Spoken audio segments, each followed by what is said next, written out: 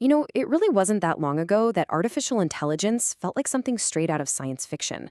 But today, it's not just in our phones or helping us search the web. It's right there in our schools. The UK's Department for Education just dropped a huge report digging into all of this, and we're going to break down exactly what they found.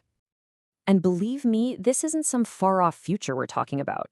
I mean, just get a load of this number from the report. 79%. That's the percentage of online teenagers in the UK who have already used a generative AI tool. It's not a wave that's coming. It's a wave that's already crashed on the shore. So, that leads us to the big question, right? Forget the headlines and the hype for a second. What does this AI boom actually look like for the teachers and students on the ground, day in and day out? Okay, quick pause. Before we go any further, let's make sure we're all on the same page. When we talk about generative AI, or Gen AI, we're talking about these new tools that can actually create new things. Think ChatGPT writing an essay, or Midjourney whipping up an image from a simple text prompt. They've learned from mountains of data, and now they can generate something totally fresh. Okay, let's dive into our first section. The main point here, AI isn't on its way, it's already landed. So if it's already here, how are the folks on the front lines, the teachers, actually using this brand new tech? The first thing that just jumps off the page is the speed. I mean, it's just wild. Back in April of 2023, you had about 17% of teachers who'd used Gen AI for work. Fast forward just 7 months later, and that number has absolutely skyrocketed to 42%. We're not talking about a slow burn here. This is a full-on sprint. So what are they doing with it? Well, for the most part, they're using it as a superpowered assistant to cut down on their massive workloads. A huge 62% are using it to create lesson resources, 42% are using it for planning, and some are even using it to give better support to pupils with special educational needs and disabilities. It's all about freeing up their time to do what they do best: teach. But it's not just about saving time. I love this quote from a teacher, Trudy Barrow, because it shows it can also be a tool for creativity, a way to shake things up and design lessons that really connect with students. And get this, some teachers are even using it for their own professional development. It's like having a personal tutor. Take Anthony Bandy here, who used AI to get up to speed on a topic he wasn't as familiar with, all so he could teach it better to his students. Okay, that's the teachers. Now let's flip the coin and look at the student side of things, and, well, no surprise here, they are often moving even faster. And what's really fascinating is where they're using it. For the most part, it's not happening inside the classroom. Not yet, anyway. The vast majority of students are tapping into AI outside of school hours, for homework help and for studying at home. For a lot of them, it's become the ultimate study buddy. But here's where it gets really interesting. There's this massive disconnect. While kids are all over these tools at home, almost 40% of their parents, well, they have no clue if their child is using AI for school or not. That's a huge awareness gap between the generations.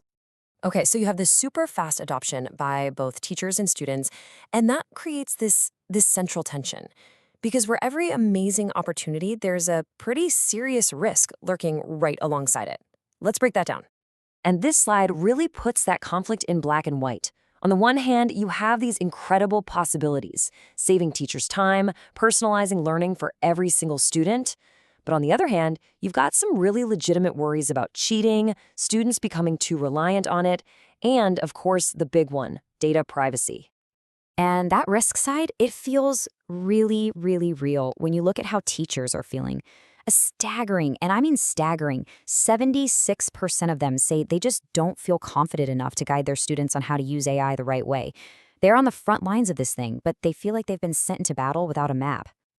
And that fear of students becoming too reliant on AI, it's not just a hypothetical worry. Check this out. 70% of students who use these tools are actually worried that they'll struggle in exams if they can't use them. That shows a real sense of dependency is already setting in. So, you've got these incredible opportunities, and you've got these very real risks, which leads to the million-dollar question: where do we possibly go from here? Well, the good news is the report doesn't just point out the problems. It actually lays out a potential path forward. It's basically a 4-step plan. Get a real national strategy in place, figure out what actually works through solid evidence, update what we teach kids so they're ready for the future, and, for goodness sakes, create some clear rules on safety and cheating. And you can hear from educators themselves that they're just looking for some practical help. I think this quote from Darren White sums it up perfectly. He's basically saying, hey, could we just get a simple, trusted stamp of approval, like a Kite mark in the UK, so we can quickly tell which of these hundreds of tools are actually good to go? And it's so important to remember where all this is coming from. This isn't just some outside group's commentary. This is the UK's own Department for Education.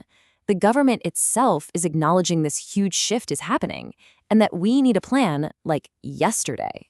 So if you're going to take away one thing from this whole report, it's this. The AI train has left the station. Trying to ignore it is simply not an option.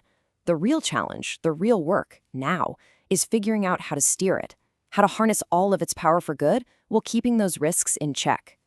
Which really leaves us with the ultimate question for the future of education, doesn't it? As this tech gets woven into the fabric of every classroom, what's the story we're going to tell years from now?